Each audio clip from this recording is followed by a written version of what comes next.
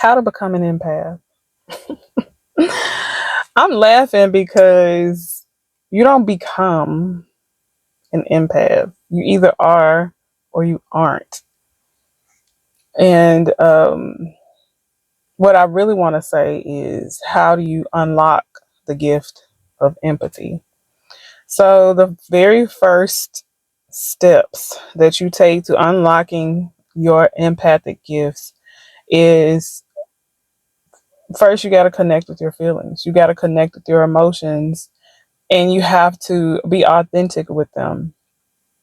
Usually, um empathy is always within you. Empathy is within everyone. Everyone has empathy. Not everyone utilizes it. Not everyone has the gift to aid and assist others with it, but everyone has a connection to empathy.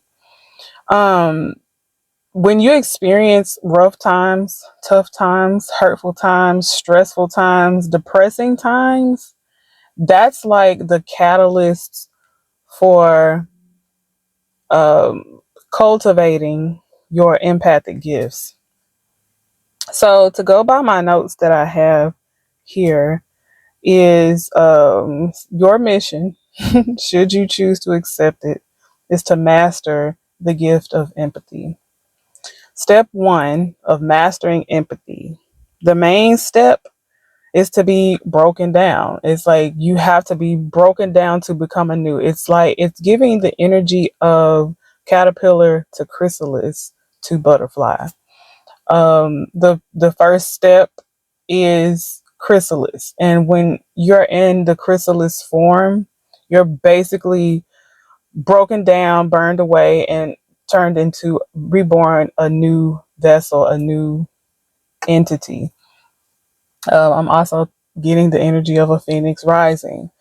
When I first unlocked the knowledge of my empathic gifts, I always felt it. I always could connect with people's emotions deeper than I felt like maybe that I was supposed to. And I didn't know why. I just thought maybe I was an emotional person.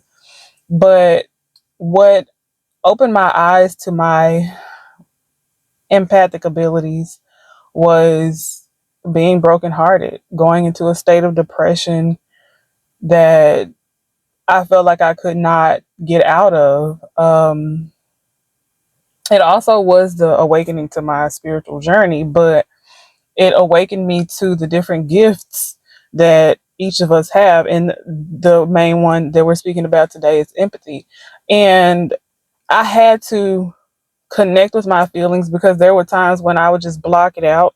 I had to connect with my feelings. I had to feel my feelings. I had to actually cry myself to sleep. I cried in the shower. I screamed. I got upset. I got angry. I placed blame. I took blame. I did all of the things. I went through all of the steps in order to connect with my emotions and gain more emotional intelligence. I wouldn't say that I was not emotionally intelligent, but there were certain emotions, especially the lower vibrational ones, that were hard for me to connect with. And gaining an understanding of those lower vibrational emotions helped me with my empathy as well. So, next in my notes is it says, the main step is to be completely broken down, that chrysalis stage. Whether by choice or involuntarily, you will go through a complete disassembling of the self, a deep emotional breakthrough that is bred through pain, a detox of hard emotions, connecting with them, feeling them, and then finally beginning to heal them. Some go through this several times. Some go through being broken down several times. And some just go through like one big hard time. That anyway. But all empaths go through that initiation period. That's what it's the chrysalis stage, but we're gonna call it an initiation period in order to be in order to begin the mastery of your empathic abilities. So to put it all together, it says all empaths go through that initiation period in order to begin a mastery of empathic abilities. It says all are capable of empathy, but everyone is not an empath. Like, everyone's purpose is not to be an empath, but everyone can connect to empathic abilities, like I said earlier. It says that it's a choice. You have to choose empathy. First of all, you have to choose to be an empath because it's not hard. I mean, it's not hard. Child, that's a lie. It's not easy. It's very hard. It's very hard to be an empath and also be on your spiritual journey or any journey, even if you're not on a spiritual journey. Being an empath comes with, it's like living a double life almost, because being an empath basically means that you connect with emotions very well. The emotions and the feelings of others, you connect with them, you understand them, you have the emotional intelligence to be able to break it down and maybe even teach others about it. And it's not easy. It's hard. So you have to choose it. I mean, you're already chosen to be an empath, but you have to choose it as well. It involves connecting with your emotions, connecting with being an empath involves releasing the need to hold on to lower vibrational energies and emotions. Like, you can't be harboring guilt and anger and sadness and think that you can be an empath or think that you can be an efficient empath, because your own emotions will overshadow other emotions, or the emotions that you need most to connect to.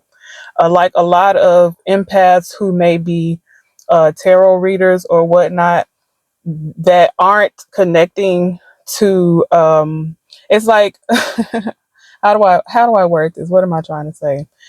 There are a lot of empaths who are tarot readers or oracles or seers or prophets who connect more with lower vibrational emotions in a negative way because they're not healing those lower vibrational emotions that they have within themselves.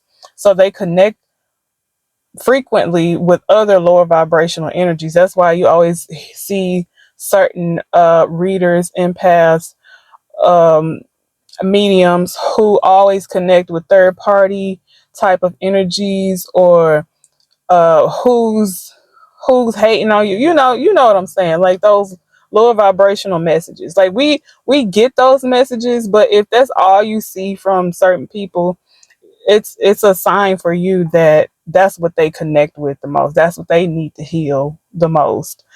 And that's just for some of them. That's for the lower vibrational ones, because sometimes that it's a person's mission to connect with those energies in order to help others get through it. But you got to use your discernment. But anyway, you have to practice forgiveness and you have to practice compassion. Forgiveness, forgiving yourself, forgiving others, forgiving situations, forgiving certain emotions and actions and things like that. But being compassionate as well, that is understanding why, understanding the whys of emotions and actions, and understanding. That's what basically what compassion is, being understanding. um, Embracing unconditional love. And you need that unconditional love. You need to embrace that unconditional love in order to be forgiving, in order to be compassionate, because the love is what's going to help you through. The love is what's going to make things a bit more easier. It's not, it's still going to be, it's still going to be hard, child. I'm trying to tell you, but with love, it gets easier. Um, Also, learning that forgiveness is not acceptance. Just because you forgive something or someone does not mean that you have to accept it into your energy.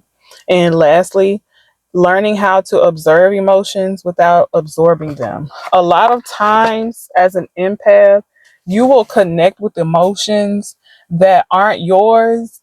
And if you're not careful, you'll think they're yours. It'll feel like they're yours because you're so deeply connected to whoever those emotions are coming from. So you have to learn how to, be discerning, how to, observe without absorbing, and all of that good stuff. So I pray that these messages were helpful for someone, helping you on your journey, your empath journey, or just your journey of connecting with your own emotions. And I send you so much love and light. Take up Namaste. spaces. Got my room with this. I'm a trip for this. This space is on the